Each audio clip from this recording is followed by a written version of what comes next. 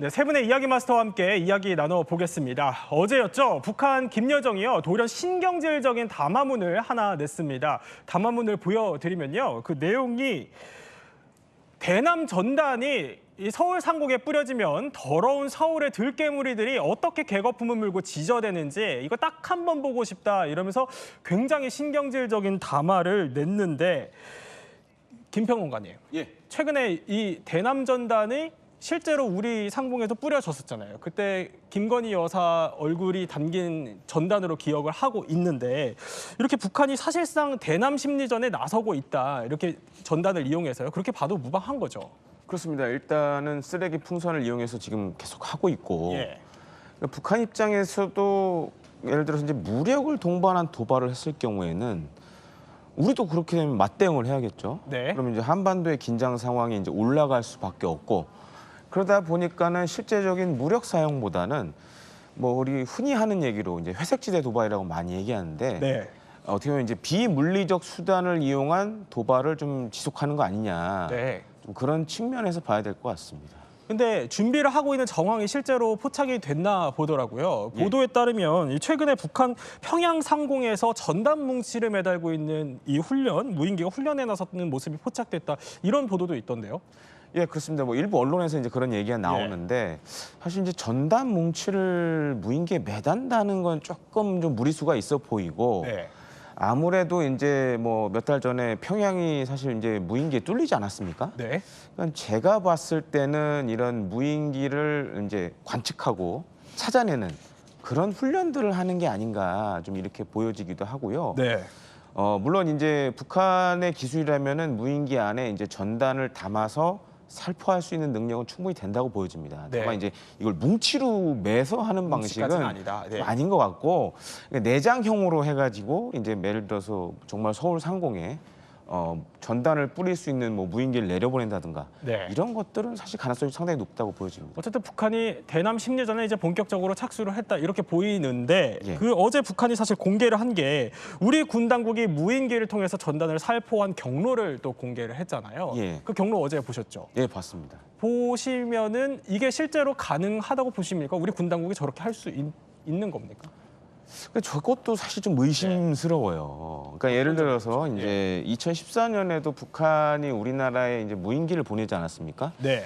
그때 같은 경우에는 사실 이제 우리 국방과학연구소 ADD에서 이제 다 검증을 했고 네. 발표도 이제 대내외 언론을 다 불러서 이제 공개적으로 발표를 했습니다.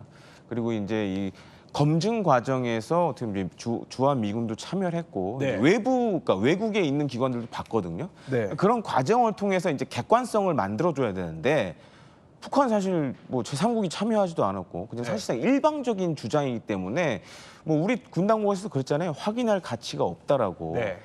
그러니까 이거는 사실 북한의 일방적인 주장이지 검증된 내용은 아닙니다. 사실상.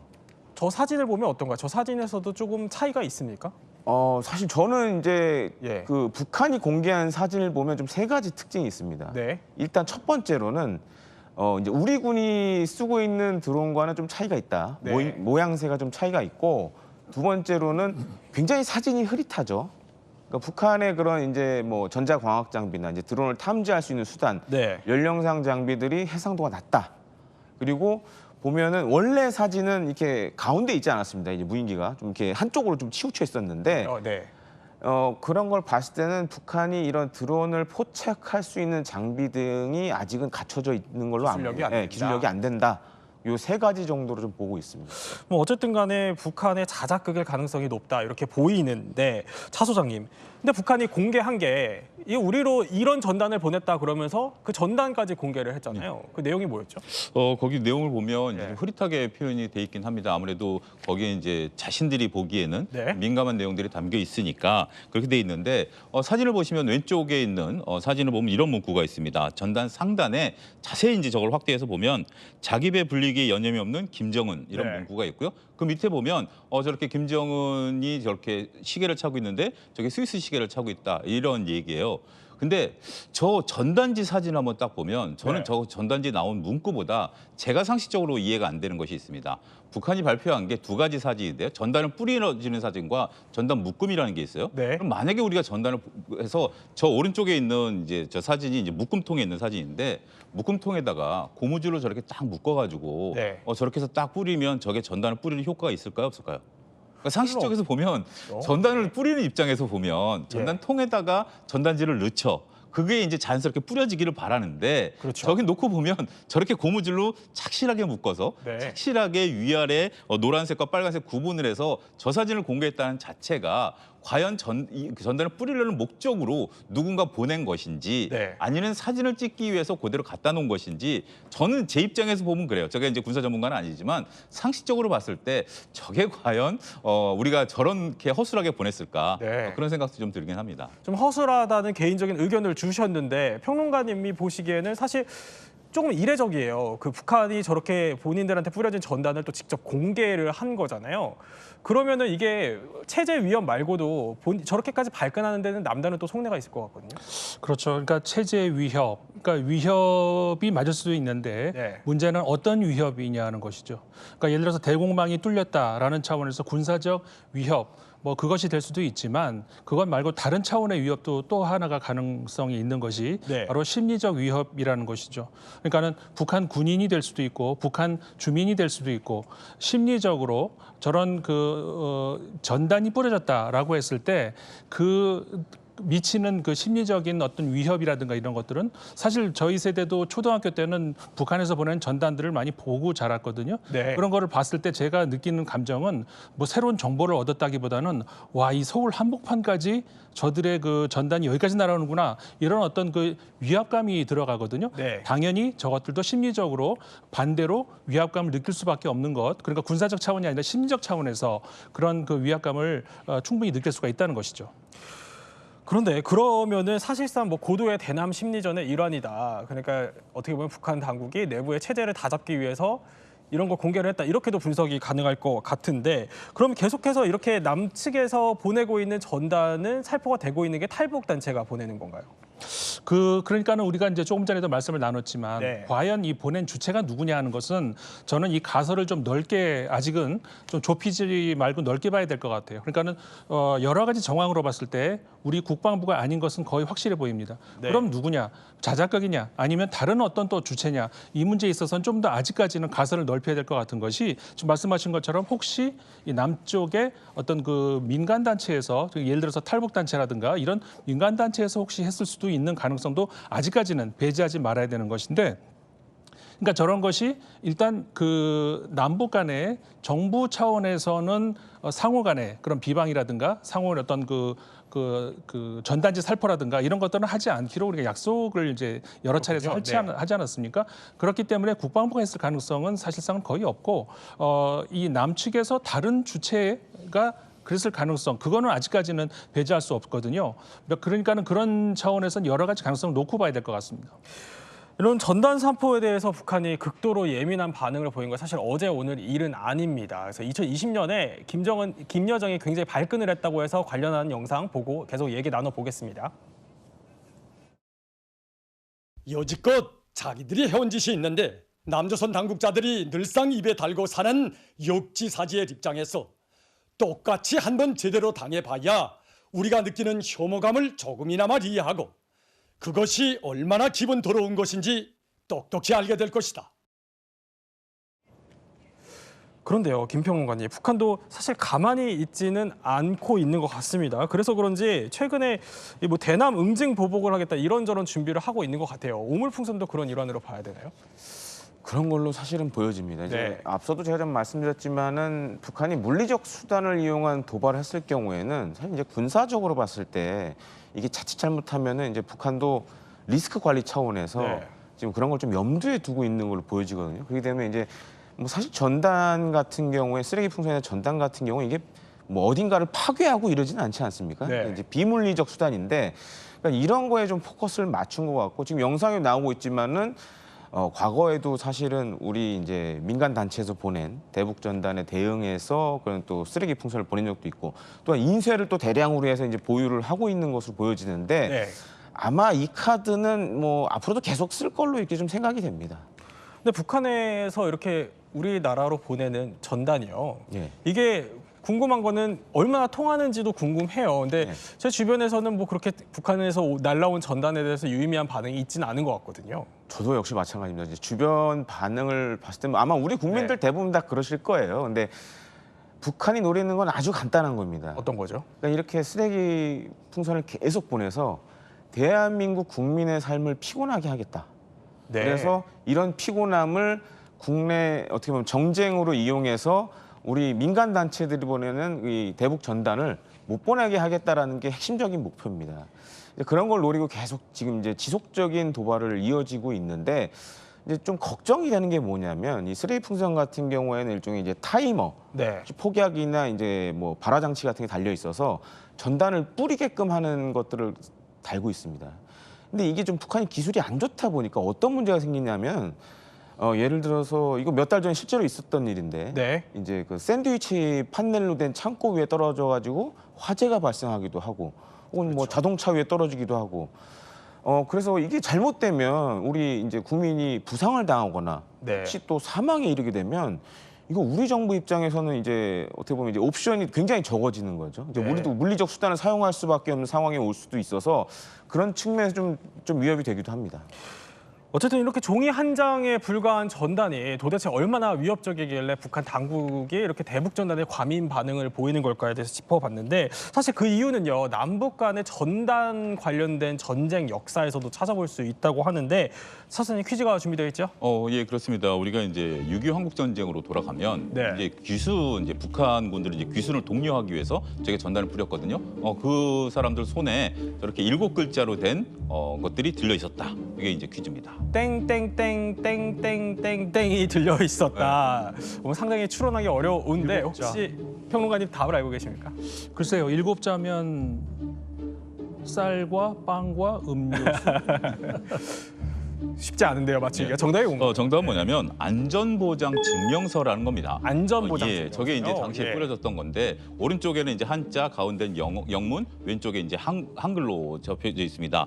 저 내용을 한번 좀 확대해서 보니까 이런 글이 쓰여 있어요. 한글로 번역한 걸 보면 한국군 병사에게라고 돼 있고 네. 이것은 적국으로서 항복하고자 하는 자에게 인도적 대우를 보장하는 증서다. 이 사람은 곧 가까운 상관에게 넘기고 명예로운 포로로 대우하라. 네. 그리고 유엔군 총사령관 리찌웨이 장군 이렇게 딱 써 있습니다. 왼쪽에 있는 걸 확대하면 딱 그런 글자거든요. 그러니까 아무래도 북한군 입장에서 이제 전쟁 중에 네. 상대방한테 이제 투항한다라는 게 상대적으로 이제 하고 싶어도 심리적으로 어떻게 될지 모르는 상황이니까 좀 불안감이 좀 있는 거 아니겠습니까? 네. 그것을 유엔군 총사령관 이름으로 보장하는 증서. 그래서 저 증서를 들고 실제로 우리 쪽에 투항하는 북한군 병사들이 상당수 있었다. 이것을 역사적으로 증명이 됐다 이렇게 말씀드리겠습니다. 그렇군요. 그럼 한국 전쟁부터 시작된 남북 간의 일명 이런 전단 전쟁이요. 그럼 분단 이후에도 지속이 됐으니까 지금까지 올 것 같거든요. 분단 이후에는 어떤 일이 있었어요? 예, 분단 이후에도 우리가 이제 다양한 종류의 이제 전단지들이 이제 뿌려졌었습니다. 네. 처음에 이제 우리가 이제 6.25 한국 전쟁으로 다시 돌아가 보면 투항 권유 내용들을 우리가 볼 수 있는데요. 앞서는 이제 우리가 북한군한테 뿌려졌던 거고 네. 또 한 가지는 이제 빨치산들에게 이제 뿌려졌던 겁니다. 이제 남한 내에 있는 사람들에게 나눠줬는데 거기에 이제 사진이 이제 역사적 사진을 놓고 보면 이항조라는 사람이 실질적으로 네. 투항을 해서 그 사람 얼굴이 이 사람이 니네 동기인 이항조라는 동지다. 네. 근데 이제 우리한테 와 있다. 이런 것들을 이제 뿌렸고요. 그 이후부터는 이제 이런 내용이 아니라 이제 전쟁이 끝났으니까 귀순을 유도하는 식으로 이제 내용들이 바뀌었습니다. 일단 전쟁이 끝나고 나서는 실질적으로 귀순한 용사, 귀순 용사에 대한 사진을 69년도에 뿌렸고요. 여기에는 이제 이 사람이 넘어와서 이제 결혼해서 사는 네. 행복한 모습들이 보였고 그 다음부터는 이제 어떻게 보면 좀 약간의 역설이긴 합니다만 우리의 이제 훌륭한 연예인들 사진을 이제 보냈고 북한도 이해 못지않게 우리나라 연예인들을 사진을 도용해서 이런 것들을 이제 뿌린 적도 있었고 8, 90년대 살포된 이제 북한이 우리한테 대남 이제 전단이라고 나왔던 걸 보면 그때 평양이 막 개발되는 막 이런 것들이 나타나긴 했습니다. 어쨌든 서로 간에 어떤 체제 전쟁, 그다음에 이제 심리전 이런 것들을 포함해서 전쟁에 대한 전단이 살포가 됐다.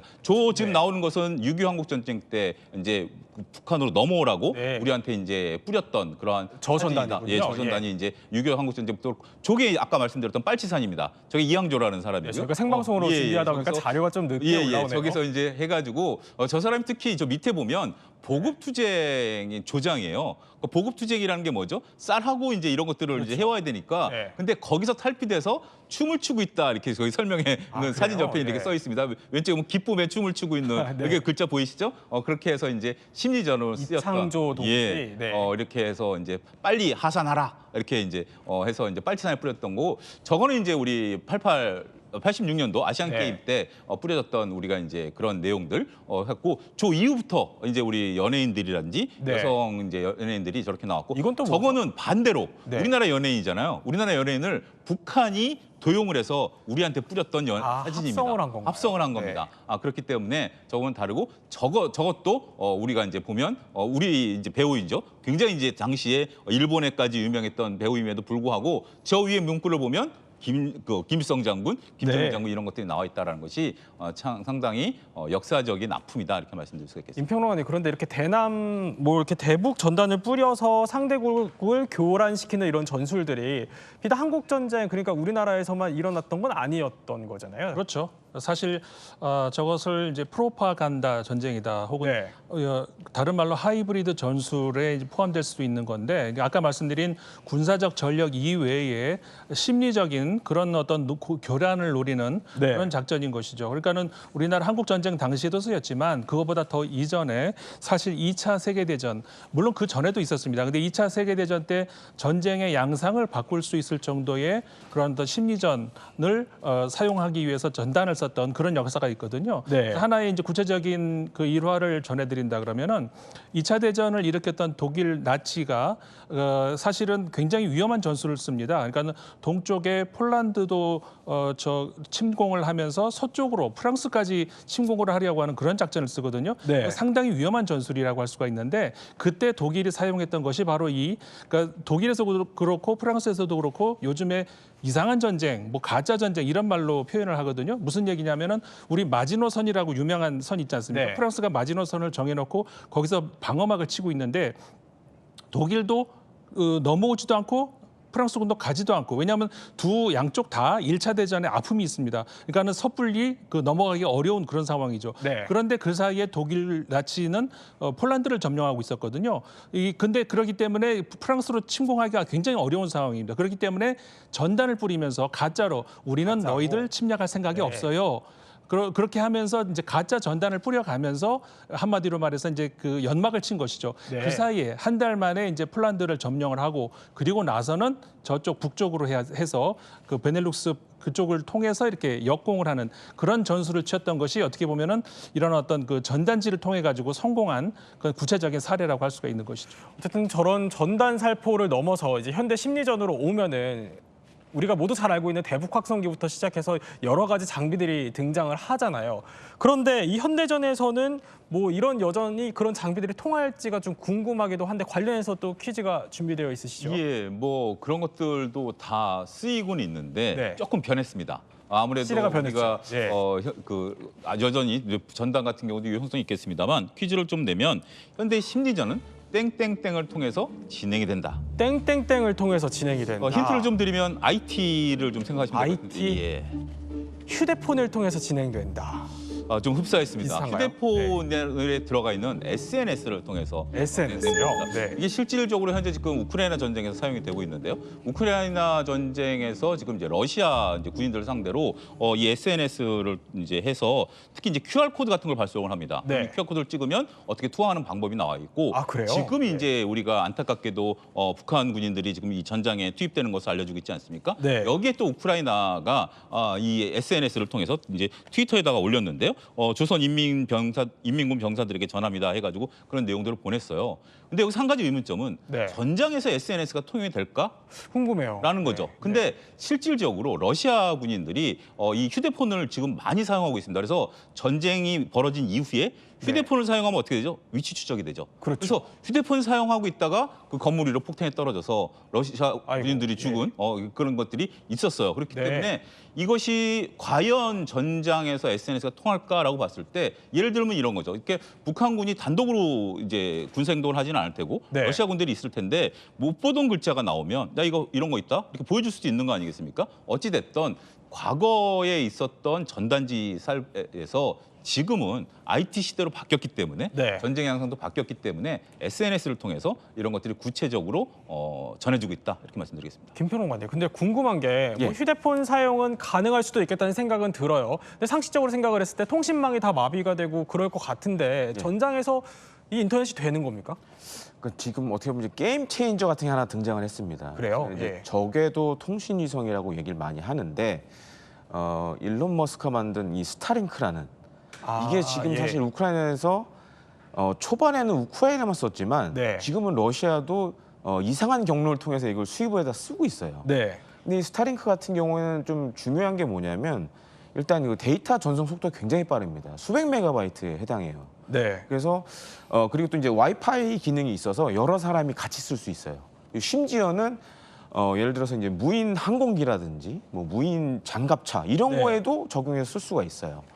그리고 또 한 가지로는 요즘 이제 심리전의 일환으로 많이 하는 게 뭐냐면은 네. 인지전이라는 걸 많이 합니다. 그러니까 아마 처음 들어보신 분들이 많을 텐데 그러니까 이런 SNS를 통해서 가짜 정보를 막 흘립니다. 근데 그게 마치 사실인 것 마냥 상대방의 동요를 일으키게 하는 네. 그런 새로운 심리전 수단으로도 SNS가 활용이 되고 예. 있거든요. 그렇기 때문에 이제 이런 것들이 러시아, 우크라이나에 가리지 않고 서로 지금 막 하는 상황이라 어떻게 보면 이제 SNS도 어떻게 보면 우크라이나 전쟁의 또 하나의 전선이 돼가고 있다. 이렇게 전선이 보시면 되고 되겠습니다. 있다. 그런데 저렇게 SNS를 통한 심리전이 발달을 했는데 그러면은 러시아에 파병된 북한군을 상대로도 심리전이 이루어질 수 있을 것 같거든요. 그럼 우리 군이 개입할 여지도 있는 겁니까? 충분히 많다고 봅니다. 그리고 사실 이제 우리 국내에 보면 이제 탈북자 단체분들 많지 않습니까? 네. 심지어 얼마 전에 몇 분을 이제 뵀는데 혹시 저한테 이제 네.